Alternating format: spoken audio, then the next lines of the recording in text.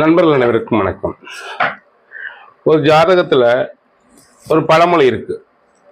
உச்சனை உச்சன் பார்த்தால் பிச்சை எடுப்பான் அப்படின்னு சொல்லுவாங்க. அப்போ ஒரு உச்ச கிரகத்தை இன்னொரு உச்ச கிரகம் பார்த்தா பிச்சை எடுக்கிற நிலைமைக்கு கீழே கொண்டு வந்துருமா அப்படிங்கிற ஒரு ஐயப்பாடு எல்லாருக்குமே இருக்கு. சார், உச்ச கிரகத்தை உச்ச கிரகம் பார்க்குது சார், அந்த திசாபுத்தி வரையில ரொம்ப கடினம் சார். அப்படி இல்லைங்க. எத்தனையோ நல்ல ஜாதகங்கள் உச்சனை உச்சன் பார்த்து உயர்ந்த நிலையில் இருக்கிறாங்க.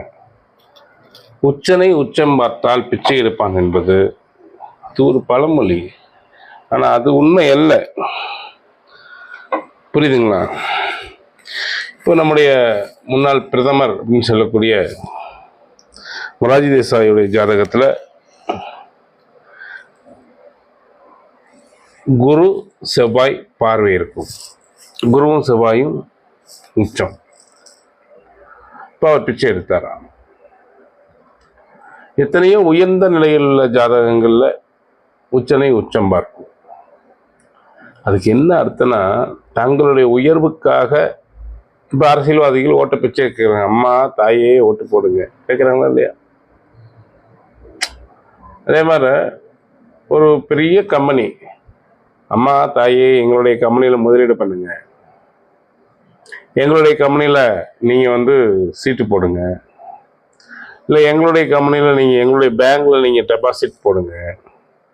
இதெல்லாம் பிச்சை தானே, ஒரு வகை பிச்சை தானே சார். ஒரு பெண்ணிடத்தில் காமத்துக்காக ஒரு ஆண் கேட்பதும் பிச்சை தானே, அன்பை கேட்பதும் ஒரு பிச்சை தானே. அப்போ இதெல்லாம் பிச்சைன்னு அர்த்தமா? இல்லையே. பிச்சை என்ற அர்த்தமோ தவிர இது உயர் பிச்சை. அப்போ ஒரு பெரிய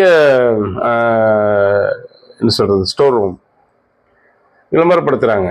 எங்களிடத்தில் எல்லாம் கிடைக்கும், எங்களை தேடி வாருங்கள், உங்களுக்காக நாங்கள் இருக்கின்றோம், வாருங்கள், அம்மா வாங்க, அப்பா வாங்க. இதுக்கு பேர் என்ன? பிச்சை தான். பெரிய பெரிய ஹோட்டல்லாம் வெளியே நின்று விசில் அடிச்சு வாங்க வாங்கன்னு கூப்பிடுறான். அது பிச்சை தானே. வியாபாரமா இருக்கலாம் சார். இன்னொருத்தர் ஒரு வழி அவர் வாட்டுக்கு பரவ கையேந்தி வாங்கன்னு கூப்பிட்டுல கையேந்திரான் அவங்க முன்னேற்றத்துக்காக. இது ஒரு வகை பிச்சை தானே. உச்சனை உச்சன் பார்ப்பது மிகுந்த உயர்வை கொடுத்து வாழ்க்கையினுடைய உயர்வுக்காக பிறரிடத்தில் யாசகம் அப்படிங்கிறது இந்த மாதிரி யாசகத்தை சொல்லணும் ஒழிஞ்சு உச்சனை உச்சம் பார்த்தால் தெருவில் பிச்சை எடுப்பான்னு சொல்லியிருப்பாரு. புரியுதுங்களா?